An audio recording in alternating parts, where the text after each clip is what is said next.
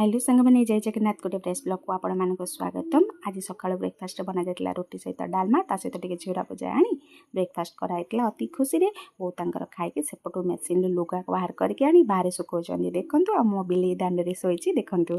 चलंतु देखिबा हम बाड़ी रे केते पिजुली बाटला एत्तिकी पिजुली बाजी को मानकर पिजुली पसंद कमेंट रे कहिबे। आज दिन सारा पूरा वर्षा लागि रहिছে जेहेतु अषाढ़ मास सेटा अषाढ़ वर्षा पोळा को पोळा छेचुची।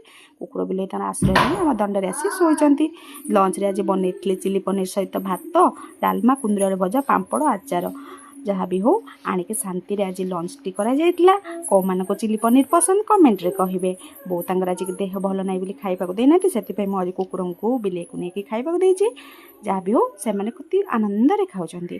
देखन सांग माने म झियो केते सुंदर मजा करुछि ताको कहला बेले सेठी नाची दउछि टिके जुआरे पडुछि। जहाँ कहला सब कथा मानुछि बहु गुण रे निपुण म झियो। एटी ब्लॉग टी सारछि भल लागिले सब्सक्राइब टे करिजे लाइक टे